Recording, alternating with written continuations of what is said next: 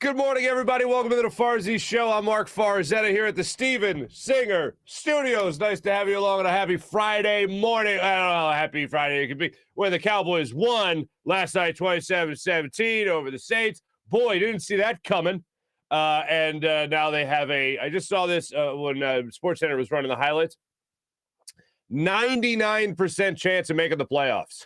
The Cowboys, 99% chance of making the playoffs. Not shocked. Not shocked. I was really hoping they'd go into free fall mode, and that really didn't happen. And I do believe that the Eagles losing to the Giants only put that bad juju out there into the atmosphere and gave the Cowboys more confidence to win on the road without their head coach. So there you go. They did get Amari Cooper back last night, and I didn't really check the stat sheet, but I saw that Tony Pollard had a big run, and I was just curious, maybe did he outgain Ezekiel Elliott last night again? It's quite possible that he did. If you didn't watch the game, there are certain plays. The Saints, by the way, started Taysom Hill last night. And when I saw that, I went, Cowboys are going to win this game. I would have said the same thing if they would have started Trevor Siemian. But anyway, Taysom Hill goes in, and originally looks okay. He almost threw an interception on his first pass of the game, but other than that, looked okay. And then he threw one pick that was miraculously picked off, although he did throw it a triple coverage. So there you go. That was picked off. And then from that point on, it was like he was on rookie and the Cowboys were on all Madden. And there was one play in particular. Micah Parsons, heard of him?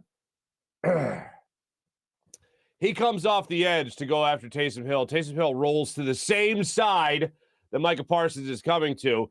And the second you see that he's unblocked, any quarterback ever has to just go, nope, and spike the ball, throw it at the line of scrimmage, at the feet of a receiver, just live to fight another day. Taysom Hill's like, oh, no. Hey there, Michael Parsons. You bring it. You bring it. I don't care about the hopes and dreams of Eagles fans. Bring it in. Sack me here. And he got destroyed. Michael Parsons got in the backfield, bear hugged Taysom Hill, took him down, and it was like, this game's over. This game's very much over. And like I said, the Cowboys went on to win 27-17. And they did. They looked, for the most part, very good last night against the Saints. On the road, albeit. On the road against the Saints. So there you go. The Cowboys now 8-4 in the season. Very much first place in hand in the NFC East. Now, the Eagles have an opportunity, as we all know, on this fine football Friday, to bounce back after a devastating loss to the New York Giants. Not just a devastating loss in that their offense looked terrible, the quarterback looked awful, their wide receivers couldn't catch a football, namely Jalen Reagor, if we need to say that name again. So we know what the Eagles did last week. Can they bounce back from it this week? Are the Jets that get-right team? Are the Jets that bounce-back team? Les Bowen joins the show today, formerly of Inquirer.com, longtime daily news writer, now writing for the AP. So we'll talk to Les Bowen about his feelings on this. I'll just say this. Not a lot of confidence there. Not a lot of confidence. You ask me, Mark, are the Eagles going to beat the Jets on Sunday? Yes, the Eagles are going to beat the Jets on Sunday. Boom. There you go, ladies and gentlemen. Eagles are going to beat the Jets on Sunday. I'm confident in that because I don't think, and as a matter of fact, I'm going to go ahead and say I know the Eagles are not as bad as they were. They can't be that bad again against the Jets. Right? I mean, no, I'm saying this with absolute confidence. They will beat the Jets on Sunday. Now, why will they beat the Jets on Sunday? I believe Jalen Hurts is a much better quarterback than we saw against the Giants. I believe that Devontae Smith is going to get open in this game. I believe he is going to make plays for you in this game. Miles Sanders is coming back. We'll let you hear from him in a second about his ankle injury. He came out of the gates hot, Miles Sanders, yesterday during his press conference. He did practice as a full participant, which is great. But he came out of the gates yesterday during his press conference and said, hey, how about that ankle? And he's like, oh, yeah, I'm good to go. Well, I'm day to day. I'll let you hear from Miles Sanders in a second. But I believe these guys on your offense, your playmakers, will be able to make plays against this Jets team. And really, it doesn't, for me, have to do really as much with the offense as it does the defense. The Jets turn the football over. The Jets allow sacks. The Jets allow the 7th most sacks in the NFL this season. They've allowed 31 so far. Now, you might say, oh, yeah, this defense doesn't really blitz all that much. Well, they've kind of turned that around where they do blitz. They don't get as home as often as they like, especially against decent teams, but they still get home. when you look at this Eagles defense, they have plummeted in terms of passing defense over the last couple of weeks of the season. As they have been winning, as they have been in games, teams have been throwing the ball more and more against them. You're talking about a team, it feels like a couple of weeks ago, I think going into the Broncos game, you were talking about a team that was fifth in the NFL in passing defense. Now they have an opportunity to do a little bit more if they get Zach Wilson, if they get Joe Flacco, whoever it might be under center. That offensive line of the New York Jets will not really present much of a pushback on this Eagles defensive line. And if you want to get through a season, get through an offseason of talking about how an offensive line or a defensive line in this case is the best part of this defense, this would be a game to flex on that. Even without Brandon Graham, and we all know it's been hurt, even without Brandon Graham, with Fletcher Cox, with Javon Hargrave, Josh Sweat could have another breakout game in this one in particular. This is the game where you want to see that defensive line really take over. I know everyone's going to be talking about Jalen Hurts, and I will be too on Monday. I know everyone's going to be talking about what Jalen Reagor does if he does anything in this game, or Devontae Smith, or Dallas Goedert, or whoever it might be. Miles Sanders, how he looked. Boston Scott, if he plays. Everyone's going to be focused on that. And rightfully so. That's the offense. That's what puts the butts in the seats, as they say. But when it comes to the defense, I'm going to be looking for them to flex again. Last week, it's hard to flex against a team like the Giants. Like, oh, we beat the Giants. It's like almost like beating the Lions. Oh, we played well against the Lions. Good for you. Oh, we played well against the Giants. Good for you. Well, at least you played well. Your offense did not. So in this game, I would like to see Jonathan Gannon be more aggressive. The one criticism I had of the defense after that game against the Giants was that Daniel Jones is a guy you could force into mistakes. If you end up playing Zach Wilson in this particular game, Zach Wilson. If you end up playing Zach Wilson or anybody else in this game, you could force them into mistakes. Joe Flacco, even as a veteran, you could force into mistakes. So go out there and force them into mistakes. Take advantage of the fact that they get a little skittish in the pocket. Instead of sitting back waiting for the mistake, force it to happen, as I've been saying all season long. And Jonathan Gannon, this is a game where you can force somebody into making a mistake. So go out there and do it. Give it a shot. See what happens. That's what I'd like to see, at least. The other thing is, offensively speaking, when it does come to how Jalen Hurts could perform in this particular game, you're looking at James Franklin Myers, who had a good game last week, 2 sacks. You're looking at a guy like that you got to make sure you know where he's at on the field. Because if he's flipping around from side to side, you want to make sure that you're sticking with him and not allowing him in the backfield to get after Jalen Hurts. Because here's what I do believe. I believe Jalen Hurts is going to play. I believe Miles Sanders is going to play. I don't believe either one of those guys is 100% healthy. I don't believe they're even 85% healthy, but I believe they're going to play in this game. They have the playoffs in sight. They still have that in the hunt tag on them right now. And as long as that tag is on them, especially after a very rough loss last week, they want to make sure this team wins this week. So they got a little something extra to play for. Before, of course, facing Washington 2 more times, facing Dallas again, and then facing the Giants 1 more time as well. So we'll see how all that plays out in this game. But more on the injury for Miles Sanders. I want you guys to hear from him yesterday during his press conference. Like I said, he was a full participant in practice yesterday. Here's Miles Sanders. You'll hear this. Zach Berman, friend of the show, starts out the press conference by asking him flat out, so you playing Sunday? And here's how Miles Sanders handled that. Are you playing Sunday? Yes. It's, right now it's just day to day, but I feel good, so I'll be practicing today. Hopefully I'll be playing. So.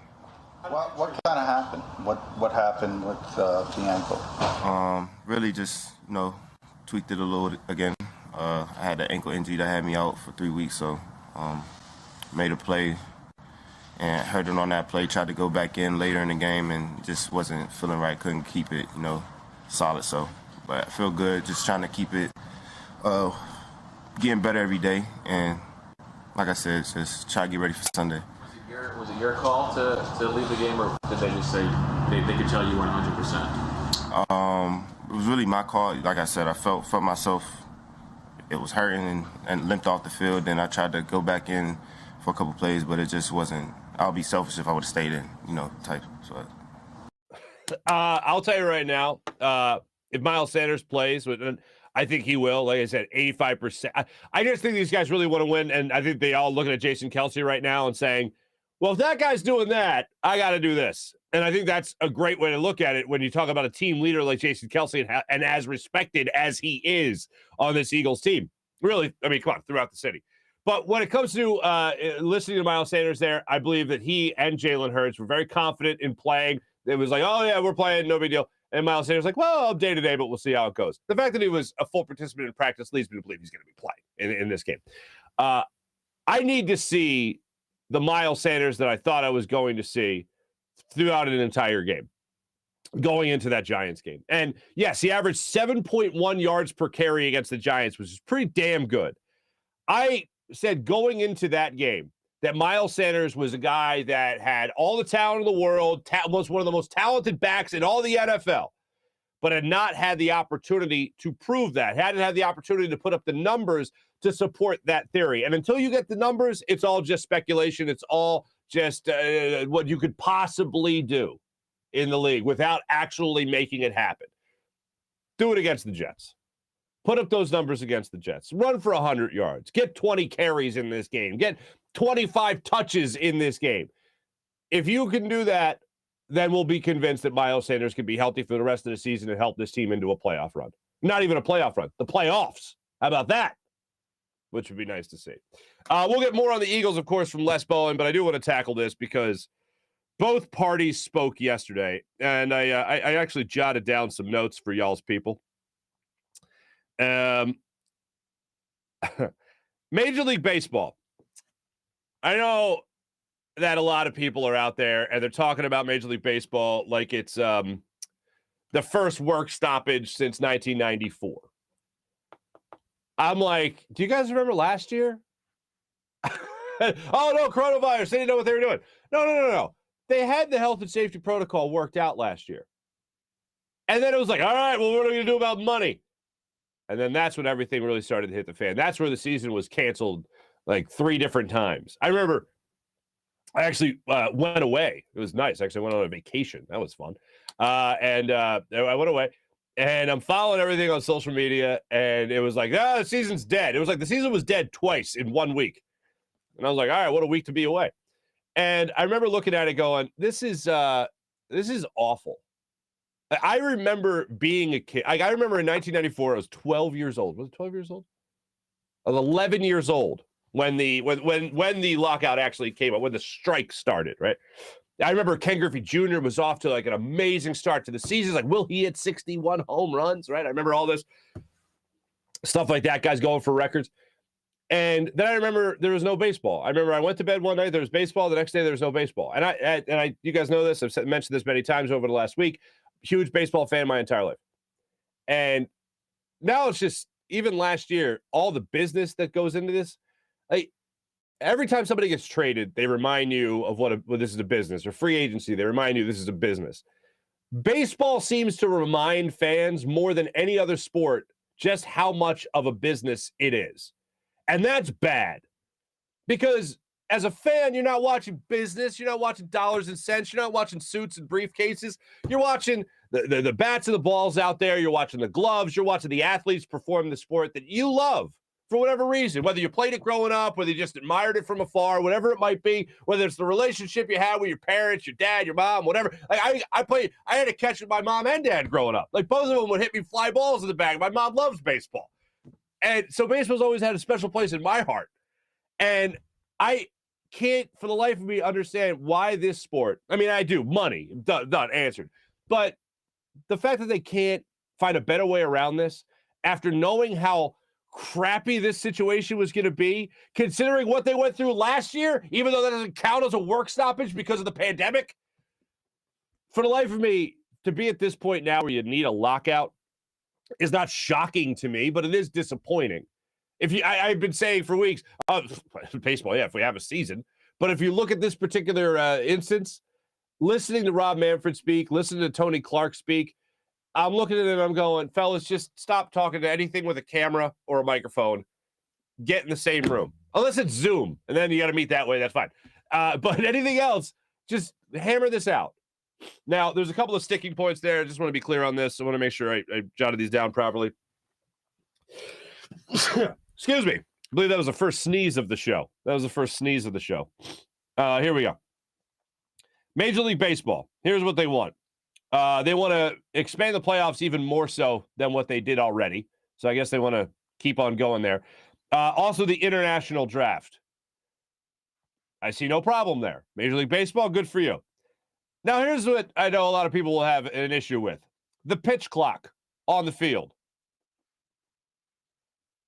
Baseball's got to find a way to be more efficient. This is an attempt at doing so. The only problem is they got to enforce it. I think in baseball, if you go beyond 20 seconds, or excuse me, in the minor league baseball, I think if you go beyond 22 seconds, is it?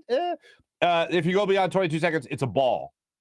So you can walk a guy, 2-2 count, or excuse me, 3-2 count, take too long, he's on first base. Maintain the same financial outlay to the players. Shocking. The owners don't want to give up any more money. All right. Now, on the players' side of things, it goes a little bit different. They want to basically allow players to get paid earlier. So they almost want it to be like the NFL, where a player can get a big contract on their second contract, as opposed to, oh no, arbitration eligible. Well, we can wait 6, 7, 8 years before you make that big money. Or you could be Scott Kingery and they give you like $26 million guaranteed, like right out of the gate. Or Reese Hoskins, where you're just sitting there going, guys, remember, Can you help me out of there? So they want to do that, and I understand that from the player's perspective. I don't think anything is too outlandish on all of that, except for the owners not wanting to budge on more money. If you want them to play more games, if you want them to expand the playoffs, and you're already playing 162 and you're not shrinking the season, then the players should be making more money. No, it's not just a matter of prorating the checks like they did in the NFL, for instance. You got to come around on something else. The players and the pitch clock, that's just going to happen eventually anyway, so that's something that they should do. What I'm a little surprised about here is the designated hitter. I'm sure that's got to be part of it, right? The other thing, artificial restraints on free agency, service time manipulation is the arbitration, and players paid early in the career. So that goes hand in hand. But for me, I just see this dragging on for a long time. I see this dragging on to what spring training would be. I see this dragging on to what the regular season would be. And again, it'll just be the business of baseball reminding fans of just how big a business it is and not how much of a game it should be. So that's disappointing, but it's not surprising. Before we get to Les Bowen, let me tell you about my good friend Steven Singer of Steven Singer Jewelers. Ladies and gentlemen, the other corner of 8th and Walnut, right in Philadelphia. I'm already looking at the comments right now. If you're looking for the perfect gift for the holiday season, look no further than Steven Singer's Anita Cut Diamond Stud Earrings. Just under $270. Now, if that price sounds familiar, it's because the same price as last year. Steven Singer Jewelers, one place, one price, the perfect price every single time, right there at the other corner of 8th and Walnut. Do what I do. For all your big jewelry purchases, trust Steven Singer Jewelers, because Steven doesn't mark things up way up in front just to make you feel like you're getting some kind of deal by knocking it a couple $100. Oh, I'll give it for $500, whatever it is. No, Steven's got it the perfect price every single time because he wants you to feel comfortable in his store. He wants you to feel like your family, and his staff of real jewelry experts are standing by at the ready to walk you through everything. Told you yesterday. A cousin of mine's going there to upgrade the ring for his wife. Beautiful, absolutely beautiful. And Steven is more than happy to help him out with that. And you guys can take advantage of the same type of service, get treated like family at Steven Singer Jewelers. One place, one price, the perfect price every single time. IHateStevenSinger.com. That's IHateStevenSinger.com. And by the way, don't worry. Through the holidays, Steven, fully stocked, baby, when it comes to beautiful diamond earrings.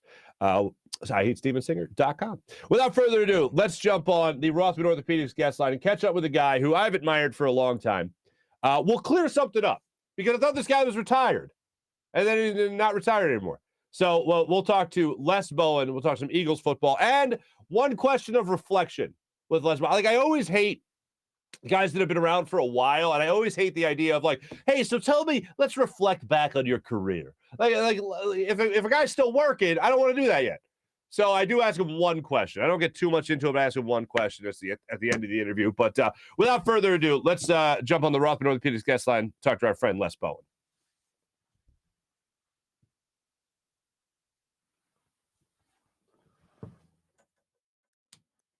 And joining us right now on the Rothman Orthopaedics guest line, longtime Philadelphia sports writer, years in the Daily News. I had the pleasure of interviewing this gentleman on Philly Sports Talk back in the day, as well as now the Associated Press. Les Bowen joins us. What's going on, Les? Not much, Marc. Happy holidays. How are you? Happy holidays to you, too. Now, I just want to get this out of the way because me and many other Philadelphia sports fans, for instance, people that follow Philadelphia sports, saw this tweet from the great Les Bowen about how you're going to be stepping aside from the Inquirer and your writing responsibilities there. And then next thing you know, I hear, hi, Slay.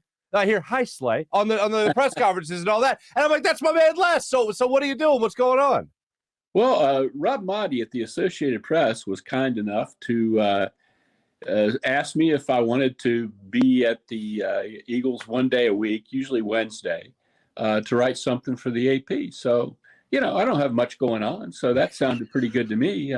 It makes retirement less abrupt. It makes I can go see the people that I'm used to seeing. And I don't have to work too hard. And, it works pretty well. I had asked you when we just signed on for the interview. I said, hey, what do you got going on today? And you're like, leaves today, writing yesterday. Yeah. That's the life, my friend. That's the life. Well, you've earned it. You've certainly earned it. I absolutely, and I heard your question yesterday, and I actually played it on the show to Jalen Hurts about the ability to take hits or the ability to try to sidestep hits. What do you do? He gave you a great answer as far as remember the Titans, but should we be worried about Jalen Hurts at this point and as many hits as he's taking?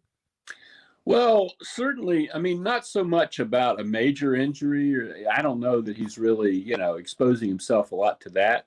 But I just think, we're going to have to see Sunday how things go. He says it'll be fine. But I've been saying for weeks, the problem with this offense that they're running now, where they run 3/4 of the time, except for last week, is that, he runs so much that even a sprained ankle or something like that could really put a fly in the ointment. So now he has a sprained ankle, and we're going to see Sunday if that's a big deal or not. I don't think, he doesn't really expose himself to crushing hits a whole lot, but he certainly is, susceptible to he as many times as he's our leading rusher.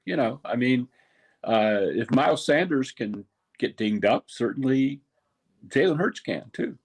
Mm-hmm. I mean, I totally agree as far as he doesn't normally take the big hit. It seemed like the Giants game, he was taking a lot of big hits there.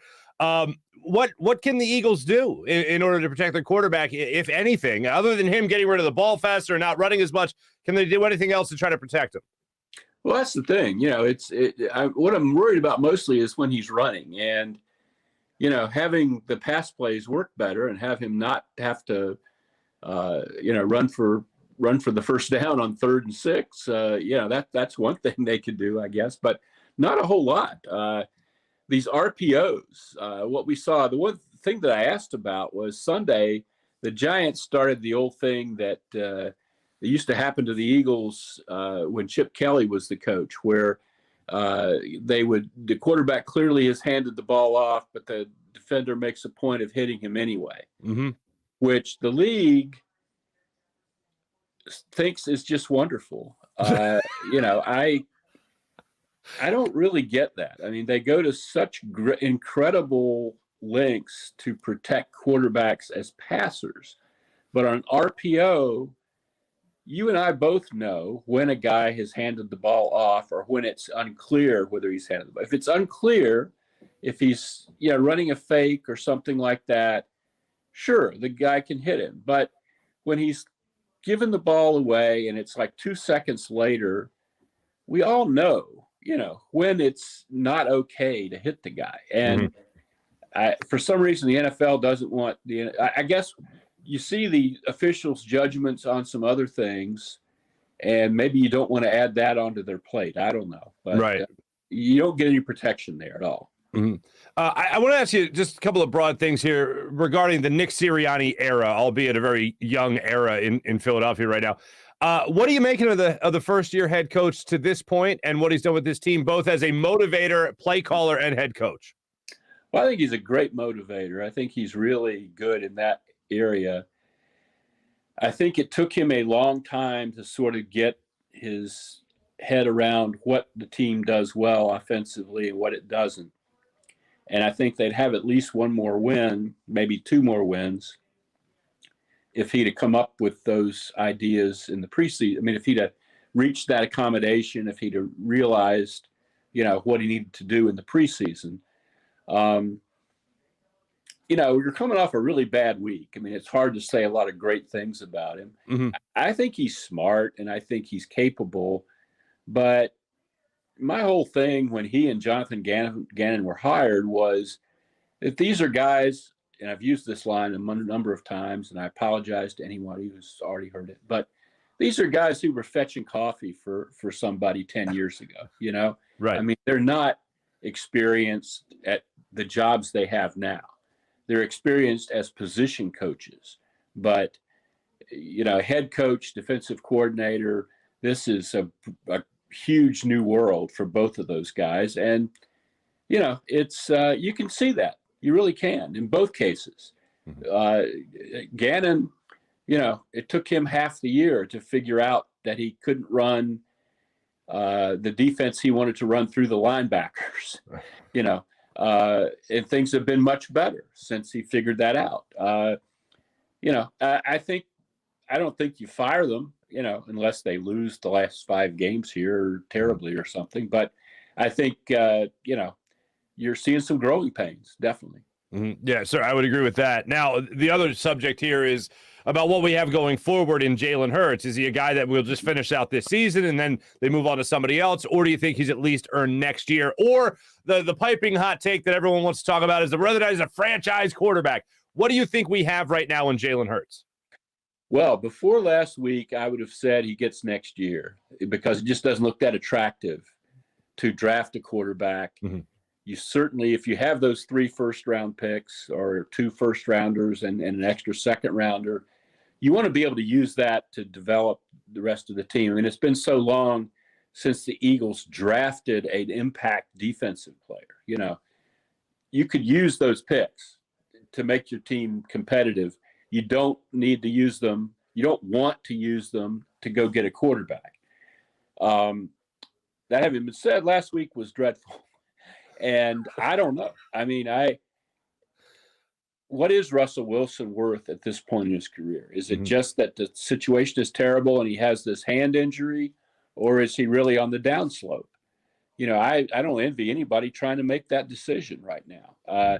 Deshaun Watson, I can't see that at all. The kind of culture Jeffrey Lurie talks about here and the kind of people he wants, and to go and do that unless there's some sort of magical resolution of that situation, I can't imagine the Eagles getting involved there. But drafting a quarterback, I don't know. Is the kid from Pitt, do you like him enough?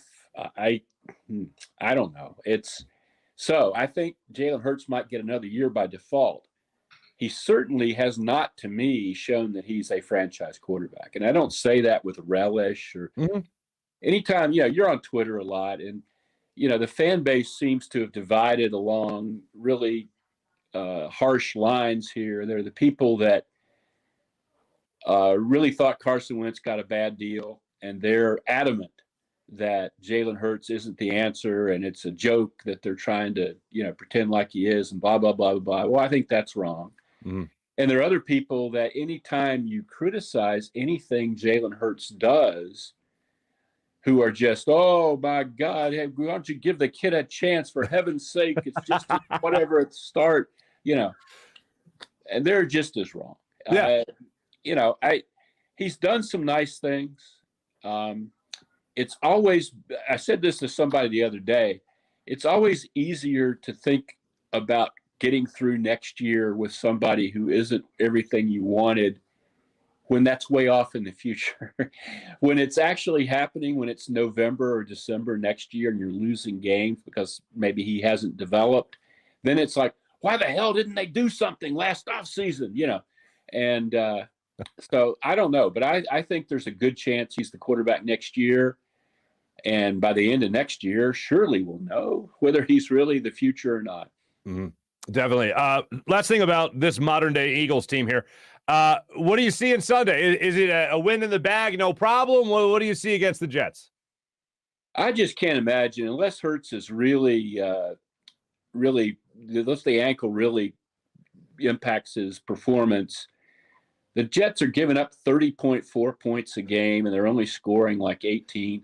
They have a couple of really nice wins, which I can't explain at all. I didn't watch those games, but God knows what happened those days. But, they're a 3-8 team that they don't stop the run well, first of all. The Eagles can run with Sanders, with Scott. I don't think they'll have Howard. They don't stop the pass very well either. So I just think the Eagles ought to be able, if the Eagles are really taking this week to heart after screwing up last week, a game they should have won, could have won 100 times in the second half and just didn't quite pull it together. If the Eagles take this seriously, they should win this game. They should win it comfortably. Will that happen? I don't know. I'll take that as a huge vote of confidence that the Eagles will win this game. Okay. No, last one for you, and not to necessarily look back on your entire career, because obviously you're still running for the AP now, but you're take a long time. You're a Carolina man, correct? Yeah, I grew up in Charlotte. Yes, Charlotte. Okay, so we ask this of athletes all the time. When did you realize you were in Philadelphia? What was your welcome to Philadelphia moment? I'll ask you this, Les Bowen. When you came to Philadelphia to right here, what was your welcome to Philadelphia moment? Mike Schmidt, mid-'80s, the game where he came out, Larry Anderson had him come out with that wig. You remember that? Yes. Because he had said something about Philadelphia fans to the right road, and he came home and he knew fans were going to boo him, so he wore a disguise to run out on the field. I think that was probably my welcome to Philadelphia moment. And I've said many times, I was a copy editor for the first 4 years when I came up, although I'd been a writer in Charlotte.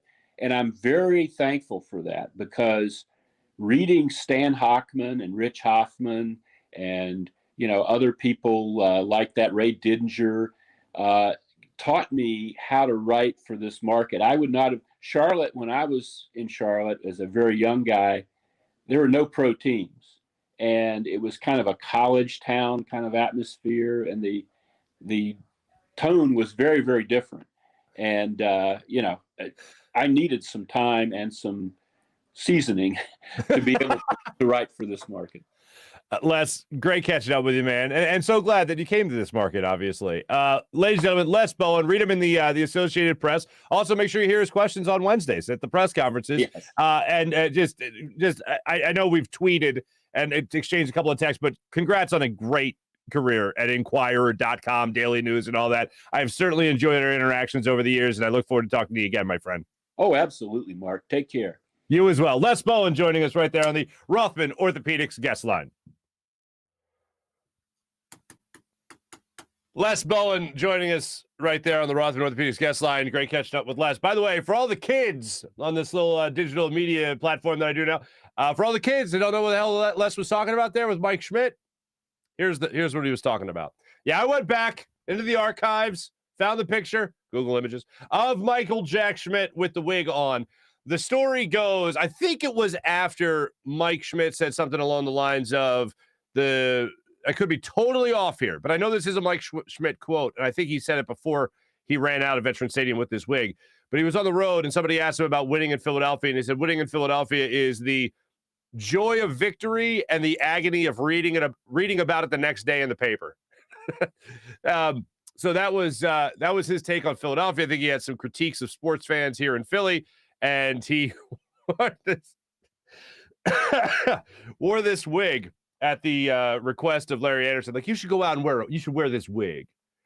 And Mike Schmidt later talked about that, saying, he said, I think fans saw me take the field and went, bleh. Oh, damn, Schmidt's wearing a wig. What? And we're almost confused by the moment. That was a little before my time, but I know the stories. And how about that? His indoctrination in Philadelphia was reading the stories of Stan Hochman and reading the stories of Ray Didinger, and that's how he got to know this market and the way they like to be talked to.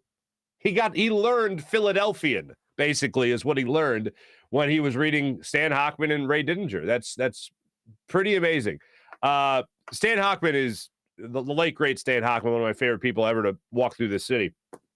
A phenomenal writer, and he gave advice one time over the radio that I think every young aspiring writer needs to hear, and it was fall in love with the English language. Learn how to manipulate it to make your story better. And it was just like an interesting thing that you don't really think about, because you think about, English class when you're young and you listen to it and you're like, oh, wait, I don't want to, that's boring. Who wants that? But when he said like fall in love with it, it's like never stop learning about it. And I was like, that's great advice. And I've told many young aspiring writers that little piece of advice. And Ray Didinger, when I was just starting out, one of my first jobs was producing Saturday mornings with Glenn and Ray. And they were at Slack's Hoagie Shack back in the day. And I remember I would sit there in a little notebook, similar to this, as a matter of fact. I have no idea what I did with it. But Ray was in his walking encyclopedia of Eagles football.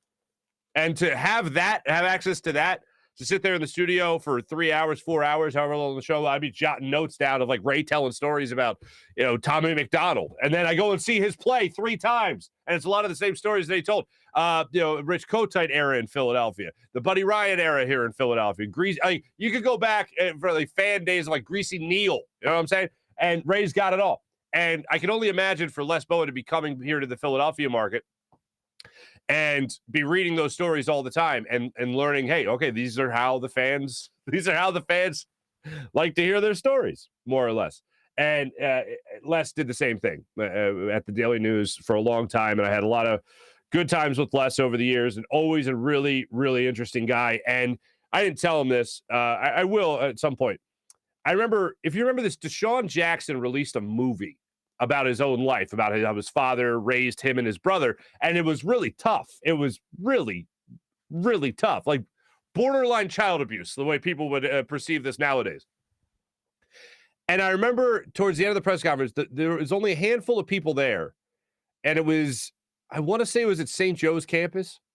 And it was Deshaun Jackson, I believe their marketing director for his movie, and his brother. And they were answering questions from Tim McManus, Les Bowen, Sheil Kapadia was there, and me.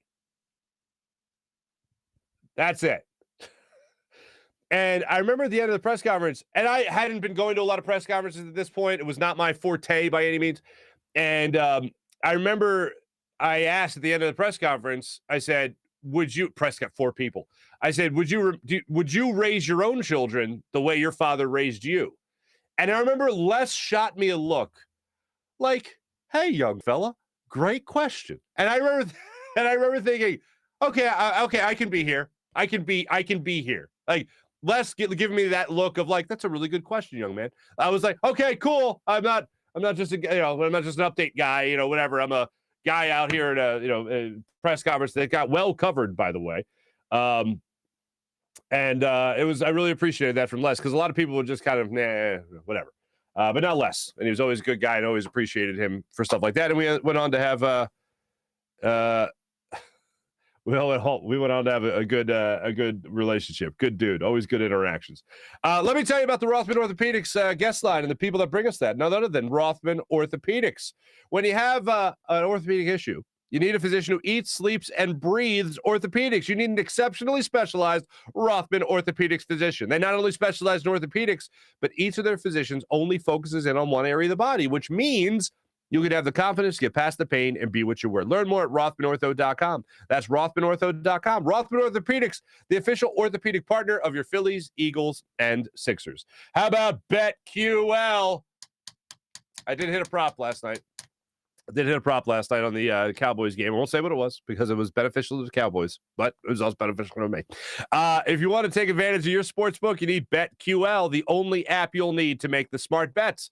Their best bets computer model scans over 350,000 unique bets per year to give you the best bet recommendation for every game across all major sports. And they give you the reasoning behind why you should place that bet. Your model covers everything from point spreads, over-unders, player props as well. And if you don't want to use their model and prefer to do your own research, BetQL has all the necessary tools for your betting research needs. Everything from sharp data, line movement, team summaries, lineups, injuries, breaking news, even a leaderboard to help you track your own success.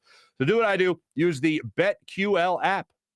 Download in the App Store, Google Play Store now. Download BetQL in the App Store. How about PHL Sports Nation, Philadelphia Sports Nation, enhancing your Philadelphia sports fan experience across social media and blogs? How about the people of WinView? Download the WinView app, ladies and gentlemen, and let the games begin. Maybe you can play a little Sunday action. Maybe things aren't going well. Maybe you had somebody playing in fantasy last night, one of your heavy hitters, and again, they didn't do too well. You can win this week with WinView. Challenge somebody in your fantasy football league, a friend, a family member, somebody that thinks they know so much about sports, and see if they can walk the walk as well as talk the talk. That's what you need to do with the WinView app. If you're tracking the Sunday games, download the WinView app and play a WinView contest. Challenge a friend in one and see if you can win real money prizes for making predictions on the games that you love so much. That's WinView. Download the WinView app right now. Now it's time for our social media check-in or our chat check. Ladies and gentlemen, check in with the chat, see what you guys have going on here. Morning, April. Good morning, Kevin. T-Bro, what's going on, man? Happy Football Friday to you as well. Mally, happy Football Friday to you. Dan Schwartz, Taylor, what's going on? Rager, ew. Way to start it off, Taylor. I like it. Dan, Sealski sucks? Question mark? Yes. Come on. I just like that there's no context there. It's just thrown out. Sean, good morning to you. Mally, the way Hill was throwing interceptions, I thought for a second he was Rager last night. What? Oh, throwing to Rager last night. Miss Guzzi. Yeah, that's it was not good. The first pick, although it was miraculous, was it just for whoever was for the Cowboys that just scooped it up before it got to the ground, right? Just got it, just got their hand under it in time. It was triple coverage. Shouldn't be throwing that ball anyway. Eagles, Marc says Eagles will win, all while wearing a dark shirt. Is this, I mean, it's a darker shirt, but it's still like a bluish. It's still like, what would you call this shirt? Like a baby blue? A baby blue shirt? I don't know. I like this shirt. I feel this shirt is very uplifting. Anyway, April, totally unrelated, but if any of you need a gift idea for your girlfriend or wives, Bath and Body Works candle sale starts today. You're welcome. April, thank you. I think I get something from Bath and Body Works every year for my wife because, you know, it's especially with her being all pregnant and stuff. She likes to take a nice, like, relaxing bath and whatnot. By the way, we had a second like ultrasound yesterday. That stuff's wild, man. Whew. Any of you fathers, you know what I'm talking about. You want to be fathers, you know, one day. It's wild. Absolute wild when you see that baby's face and he's like, get the hell out of here, I'm sucking my thumb, back off. Anyway, that happened yesterday, so wow, it was absolutely amazing. Remember when you thought we had the next greatest thing with Miles Sanders? James, I'm not off that bit. Like, it takes more than a game for me to think, oh, this guy sucks, or I'm out on this guy. Like Jalen Hurts had a really bad game against the Giants. We can acknowledge that. We can say that's exactly what it was because it was a really bad game, but I will not go, this guy's out because he had a bad game. He sucks. Now, Taysom Hill on the other side is totally different. Not that I was ever in on Taysom Hill, but that's where I'm at with that. I think Miles Sanders is going to have a good game. I think it's the stay healthy thing. Please stay healthy. Let's see. Cody, good morning to Cody. Cody just Silsky stinks. Julian, good morning to you. Mally, April, as soon as I find a girlfriend or wife, I'm running there ASAP. James, remember when we all thought we had the greatest thing in Miles Sanders? That's where I left off. I need a Shady McCoy performance out of Miles Sanders this week. It'll greatly help my fantasy team. James, Farzy, that MLB first lockout talk is pure lawyer talk. Yeah, it really is. And everyone's reporting it that way too. Everyone's like, first work stoppage in 26, however the hell long it's been since 1994.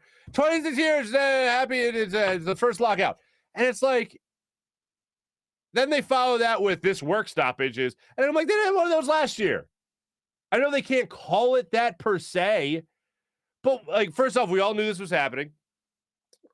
Second, last year, I remember baseball has agreed to everything that they were talking about as far as health and safety protocol. Now it's about working out the financial aspects of it. You greedy bastards. Stop reminding us what a business this is. MLB is acting like Ben Simmons. Mally, you're not far off. Baseball players, executives don't realize how boring and slow their product is. Sean, it is a damn shame. Brett, ew. Kingery, ew. Yeah. MLB The Show should have Players Association on the front this year. It'll be the billionaires versus millionaires edition. That's a $1 billion idea in its own right. Just have Tony Clark versus Dan. I believe you master of Photoshop. That'll get a retweet from me, my friend. Tony Clark and Rob Manfred on the cover of MLB The Show. 2021. No, 2022. Manfred versus Clark. Somebody who's really good at video games, just like put them in the video game, like strutting down the line in MLB The Show, right? Yeah, that'd be great. Chat choice. Who's the target for isms? Ooh, John Cheeseborough's leaving it up to you fine people today. Manfred definitely looks like a straight to VHS mob boss. Mally, you're not far off. Mopar, what's happening? Scott freaking Kingery. Wait before I get to him. Doesn't Rob Manfred look like an underworld boss in an extremely low budget movie? Absolutely does. I like that you guys both went there. If I could, I would. Less is more. Les looks like he doesn't give a damn. Yeah, that's pretty much Les. Les always has been that guy. Taysom Cypress Hill. Oh my goodness! If I could, would you? That is a great reference. So I was telling you guys about when I was a ref yesterday. During a warm-up, like layup lines for one of the AAU games. It was a girls' AAU game that I was reffing. And the girls are warming up, and they brought in a boombox, all right? And they were playing rap music off the boombox. Now, just to set the scene, this was in Doylestown, Pennsylvania, and CB East High School, as a matter of fact. And we're in the high school's gym, and I'm, stretching. Me and my partner, we're stretching. We're getting ready for the game, and the girls are doing layup lines. And the Cypress Hill lyric comes out. Is this Cypress Hill? Am I totally off here? Jump around? Is that Cypress Hill? Am I getting that right, or am I totally off base? Jump around Cypress Hill? I think it's Cypress Hill. I know Insane in the Membrane is Cypress Hill. It's not Cypress Hill, is it? Yeah, I'm thinking of Insane in the Membrane. So when we post this story to YouTube later, we'll cut the last 30 seconds of this out. Anyway, no, don't. Let's see. Johnny Cheese holes in your story? What did I miss here? College calculus was harder to figure out than Chip Kelly's offense. I blame myself. I saw Luigi. I saw Les Bowen. I was hoping it was a weather girl named Leslie Bowen. Sorry, Luigi. Mike Casey, Deshaun Watson will be the Eagles quarterback. I don't know who in their right. Oh, the Dolphins. No, wait, they didn't want him either. I don't know who in their right mind would trade for Deshaun Watson before any. Like, I know a lot of people are like, who would trade for Deshaun Watson right now? Well, nobody, because basically you can't. But the other thing is, who would trade for him before anything has worked out with him legally? So much red tape there. I ain't touching any of that before everything gets worked out. And I think that's what most teams are going to actually look at. Andre Dillard, what the hell? Andre Dillard's best blocks likely came on Twitter. Update on the weather. According to Doppler, Andre Dillard blocked the TV and saved Mopar from Cecily Tynan's thumbs. Wow, John.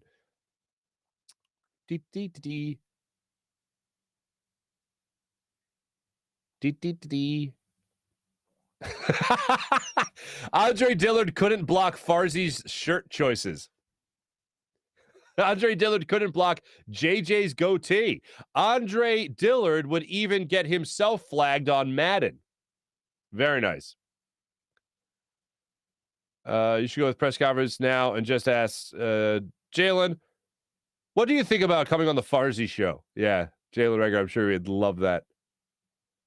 What else do we have here? I want to get a couple more in here. House of Pain. Thank you, April. Damn it. Thank you. House of Pain, House of Pain, House of Pain, House of Pain. It's all House of Pain. Thank you. I'm a big fat idiot. As I was saying it, I was like, no, Cypress Hill and so insane, got no brain, in pain in the membrane. It's just how it goes. Thank you. I'm a big fat idiot, and it's just further evidence to that point. House of Pain. Thank you. Like freaking House of Pain was going to do anything. Thanks everyone that commented. Thanks everybody in the chat. Much appreciated. You guys are awesome. Let's roll into our morning rush segment brought to you by Sky Motorcars and SkyMotorcars.com. Here's what I got for you. I showed you the Mike Schmidt that it's worth it one more time. What the hell? There he is in a wig. Here's the content you didn't know you needed. Jordan Mailata and Landon Dickerson. Now, over the last 2 weeks, they've been calling each other the freezer. They've been calling each other the refrigerator. They've been naming appliances and attaching those names to each other. But I didn't know this until I saw this come out from the Eagles yesterday on their Twitter. Jordan Mailata and Landon Dickerson chopping it up before the game and during the game. The first clip you'll see, they're both together, is Jordan Mailata disappointed that he's not the only one mic'd up. The other clip that you'll also see is Jordan Mailata apparently needs Landon Dickerson and only Landon Dickerson to buckle his chin straps in his helmet. This is the content you didn't know you needed. Want to say something to the mic? Huh? Want to say something to the mic? We all have mics on today. Oh, we do? They didn't tell me that. What bastards? You're not cool. I wish I was cool like you. You finally joined the club. I finally made it, Mom. I finally made it. Landon. Fucking me. Landon! Landon! Landon! Landon! Please buckle me up. Thank you. I just love the idea that he needs assistance and B, that it always has to be Landon Dickerson. It's fantastic. Let's get, all right. Oh, by the way, Sixers back in action tonight, 7:30. They tip off with the Atlanta Hawks. Hopefully they have a bounce back game against the Hawks, and they take revenge for last year's loss in the playoffs. We'll hope that happens. So that'll be fun. Flyers don't play till Sunday. The Eagles obviously play at 1, and then also Sunday, 3:00, Eastern Conference Final. Union against New York City Football Club. So we'll see how that goes. Let's go Union, go Jim Curtin. Hopefully these guys, they win that one. Let's get into our official prediction for Eagles, Jets. Ladies and gentlemen, 38-17, Eagles win this game. And it's not even that close. It's one of those games where the Jets score like 10 points in the fourth quarter, and really it was 30 to 7. Eagles are going to win this game. I wish I could predict for you that Miles Sanders will be healthy, but I don't even want to touch the numbers there. We know if he's out there, he's going to get you yards behind this offensive line. We know that's going to happen. But I am looking at this game as a Jalen Hurts get-right game above all else. I'm looking, and if I'm Nick Sirianni, here's what you all are going to hate, but it's what I'm feeling. If I'm Nick Sirianni, the first play of this game is a jet sweep to Jalen Reagor. That's the first play I call in this game. So I'm not passing him the ball, I'm not throwing him the ball, but I'm getting involved in the game plan on something that I know he can do well. Get me a couple of yards right there. I basically take what I did against the Lions, and I go beep, beep, cut, paste, boom, throw it into this game. That's what I want to see from the Eagles on Sunday. Get him involved early so that way you know you have some confidence in him. If you need him a little bit later in the game, fine. But overall, I want to see Jalen Hurts torch this team. I want to see Jalen Hurts play the way he played in the first half against the Denver Broncos. That game that we saw him step up in the pocket, that game that we saw him extremely accurate, that game that we saw him actually look like an NFL throwing quarterback, I want to see that happen for at least 3 quarters of this game against the New York Jets. Just let me know you could do it at the professional level. Now, you might look at the Broncos game, and you might be one of those people that say, oh, he did all those numbers in the first half. What the hell? What about the second half? In the second half, he didn't do anything. You had the win in the back pocket already. This is a game that I just want for Jalen's own confidence, throwing-wise, to show me he can go out there and be an all-around NFL quarterback for heck with it, the full game. Even though we know in the second half, if they're up that much, they're going to be running the football more anyway. But I want to see Jalen Hurts shine in this game. I want to see Devontae Smith get back into this game. I think Devontae Smith gets at least a touchdown in this game.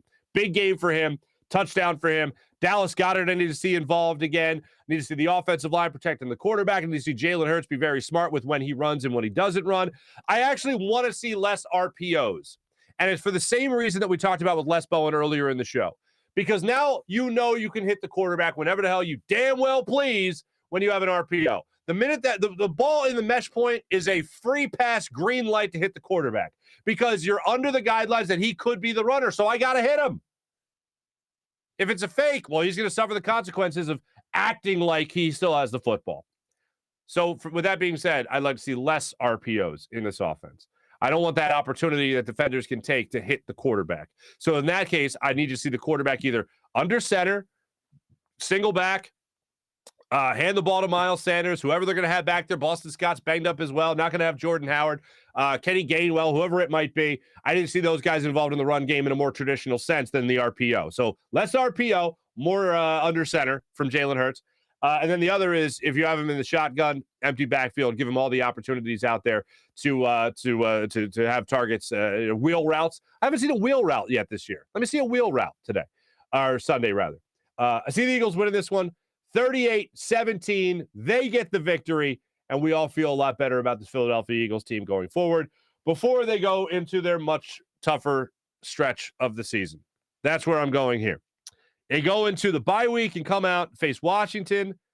They host Washington, host the Giants, visit Washington, and then they host the Cowboys to round things out at the end of the year. Go get it, fellas. Go get it. It's right there for the taking. Thanks for watching. Thanks for listening. Really, everyone really enjoyed the conversation throughout the week. It was a rough week for our sports teams, unfortunately. Hopefully the Eagles pull us out of that. Hopefully the Sixers do that tonight against the Hawks. But then let's also hope that the Eagles continue that, and the Union and the Flyers on Sunday. Thanks for watching. Thanks for listening. Much appreciated. Jim Hyden produced the program, did a phenomenal job in doing so. This is a Buzz Sports and Entertainment production. I'm Marc Farzetta from the Steven Singer Studios. Have a great rest of your weekend, everybody. Take it easy.